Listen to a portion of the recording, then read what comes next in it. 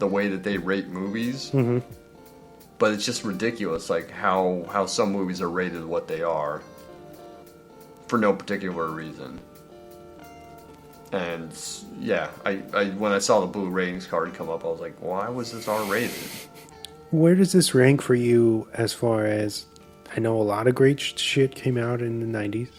Excuse me. Where does this sit? Does this sit like high in your list? Yeah. Yeah. Yeah, I can't give you like an exact number because there's too many. Right. I'll tell you something and I'll think of something else like an hour from now and be like, whoa, like that movie.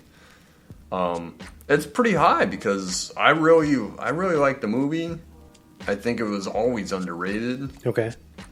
But, I mean, we wouldn't be doing the Summer of Sci-Fi if I wasn't pretty big into sci-fi. Mm-hmm. I think it's a movie that maybe not a lot of people have seen or really thought about in a long time. You know, it obviously doesn't get, the press that something like The Matrix or Blade Runner would get. That's something that I find fascinating is why does Dark City not have a cultural footprint at all? It almost seems like it's like a forgotten film. Yeah. And the fact that it took us till 2008 to get the director, the director's cut. Decade. Well, again, like Blade Runner didn't get its director's cut for about a decade afterwards. So I guess that falls in line the same. It just seems so far removed. But I remember seeing that out in the wild and I immediately bought it. Mm-hmm. It was boom. And the director's cut, which I had heard, was always superior, and I wanted to check it out. It's been so long, again, since I've seen the theatrical, so I can't tell you what else is different beyond the opening of the film. Mm-hmm. And I know that the theatrical version, I think, is about 10 minutes shorter. Yeah. Okay. If I really had the time this week, I probably would have watched it just to compare the two. But, I mean, you know how bad this week has been for me, like how busy and how long I've been at work every single day. Mm-hmm. So I barely got a chance to watch it just before we did the record today. But if I had had more time, I probably would have watched the theatrical just to compare. Because I'm not nearly as familiar with it as I am with the director's cut, which has been the only version I've seen since I watched it that first time in the theater. That's probably a good thing, I think.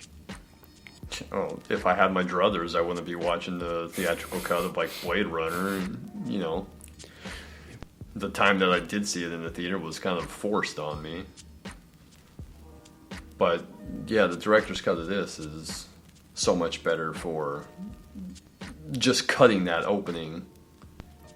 Yeah, even if that was it. Yeah, if that was it, it's, again, like you just gave away everything. So it's high up there. I like The Matrix a lot. Of course, yeah. This isn't. They're not the same movie. No. The Matrix was obviously well into at least pre-production by the time that this movie had come out. I think I do like it better than The Matrix because of mainly the film noir stuff. Like, the action in The Matrix is awesome, don't get me wrong. And I think that's what the big hook for that film is, is the crazy action. But I like this movie better. Especially because even back then, like, you weren't...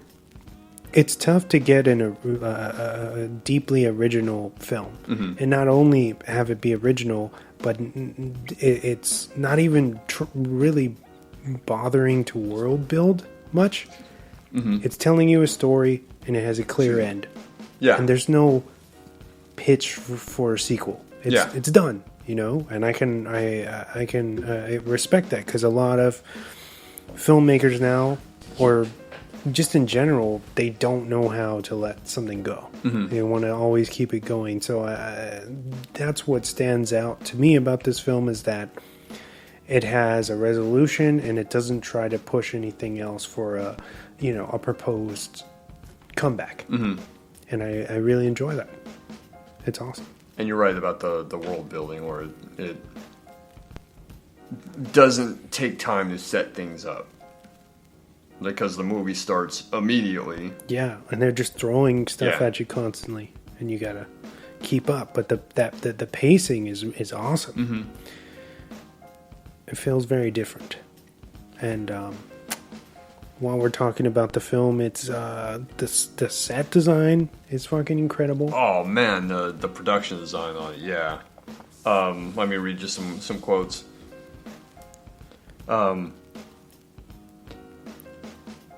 Because you mentioned Proya's first film was The Crow, and The Crow was a hit, right? Yeah, I don't really remember. I don't remember how much of a big hit it was. Obviously, a lot of people were curious about it because of the Brandon Lee, the Brandon Lee thing. But after The Crow, Proya approaches production designer Patrick Tatopoulos, who did the production design for Bram Stoker's Dracula, which is awesome, and production design for Seven, another good flick, one that we've talked about before. He wants him to draw up concepts, and according to Tatopoulos, he says the movie takes place everywhere and it takes place nowhere. It's a city built of cities, like a corner from one place, another corner from somewhere else. You know, something that looks like New York, something that looks like Europe. A street that looks like London. You're there, but you don't know where you are. It's like every time you travel, you'll be lost, which is what the purpose of the Strangers experiment is. Mm-hmm. You know, with them redesigning the city every single night. They're trying to confuse everyone because they want to see how they're going to approach it. They mess with their memories. Yeah, swapping memories. Yeah. Identities of people changing. Which happens right off the bat with the desk clerk at the hotel. Mm-hmm. It's one guy, and then when the police come in, it's someone completely different. But he's basically saying the exact same shit that the first guy said to Murdoch when Murdoch was trying to leave. So yeah, the production design is awesome. It's all sets. There's no practical locations. That's incredible. Yeah. It's all done on sound stages. Yep. All in Australia, where I believe Proya is from, right? Mm-hmm. It's Australian. Mm-hmm. And if you're thinking, oh, this looks a lot like the beginning of The Matrix, it's because the sets were the same. They shot on the same stages in Australia, and I think when this movie was done, they gave a lot of the set, or they sold a lot of the set to the production for The Matrix. That's cool.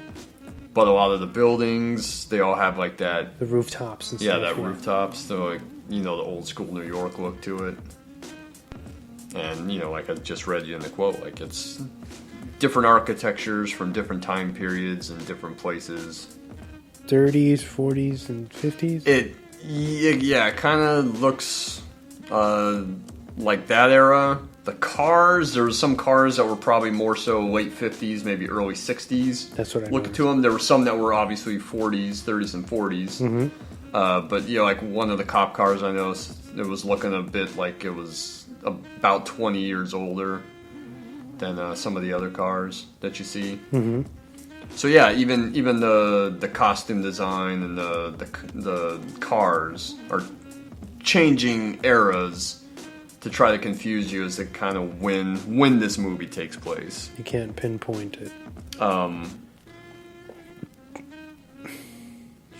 was trying to see if there was something that was actually said about the time period. Here. The city and period dress of its inhabitants suggests kind of World War II era. Okay. Though the Strangers constantly manipulate the buildings and architecture and different designs emerge, Proya deliberately included anachronisms to confuse the viewer as to when and where the story was actually taking place. And like a lot of the businesses just have generic names. Just say like basically what they are. Mm-hmm. There's, I think the theater's the only one with an actual title or an actual name on it, and that's Fremont. Was the movie that they when they show the theater, it says The Evil?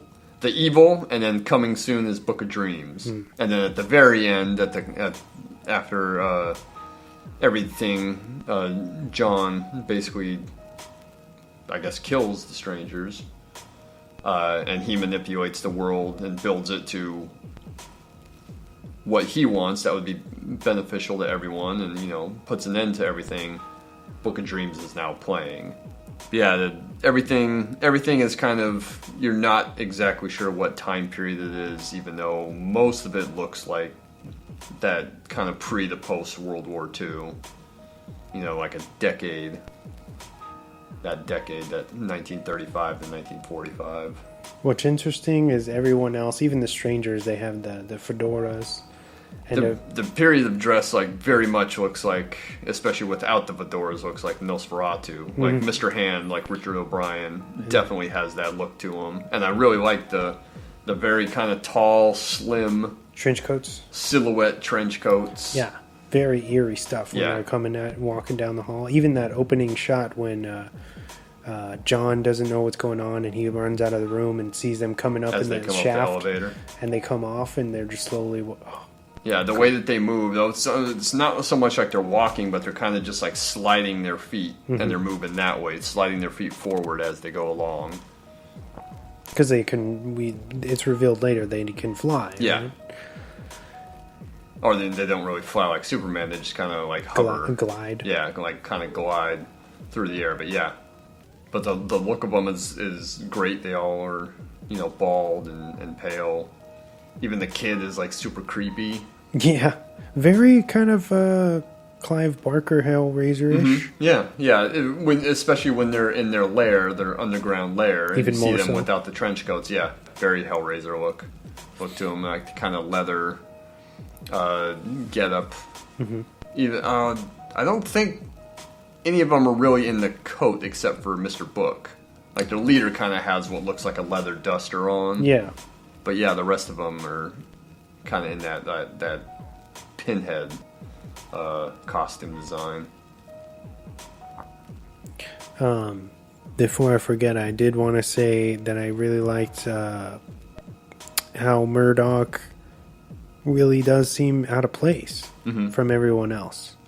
With he has like that weird kind of like mullet, like perm, or where it works. Even though I think I read that he said that he didn't like his performance in the movie. What, Sewell? So, yeah. It's good, man. That he thought that he was sucked and everyone else was better than him. No, he's good. He was a tough critic on himself, I guess. Rufus, we had this discussion, prior to air, but Rufus Sewell's been around for a while, but when I was trying to think of what else I've seen him in, I couldn't really put my finger on it. And even looking through his IMDb page, I was like, I haven't seen a lot of this stuff. But he's got a distinct face, and the voice he's got a good voice. But I was like, I don't know, I can't name anything else he's been in besides this, but he's been in so much stuff. But he's really good, and he has to be because he carries the entire movie. What do you think about, and maybe you didn't hear about this, but I guess they were looking at Johnny Depp before Sewell? That might have worked, the mid to late 90s Depp. That could have worked. Sleepy Hollow Depp, yeah. I think Sewell works better because he's kind of an unknown. Yeah, because... and I think Goyer went on record saying this, that if Depp had done it, you would just be like, well, that's Johnny Depp. Yeah. And you would correlate the story in that movie with him. Yeah. And it wouldn't be the same. It would probably be a different experience, right? Yeah, absolutely. Absolutely. I think Sewell kind of being an unknown, being British, I believe. Yeah. Or is he British? Yeah, so I believe so. But he, at that point in time... Especially at that point in time. I mean, we just had this debate. But especially at that point in time, he's not well known. It kind of works for, this everyman character with no memory who's trying to figure out, who he is and what's going on. Yeah, Johnny Depp was already famous. Very famous off of, a handful of movies at that time. And yeah, that might not have worked as well. I think he could have done it for sure. Yeah. Because that was in the period prior before he started to get into the weird.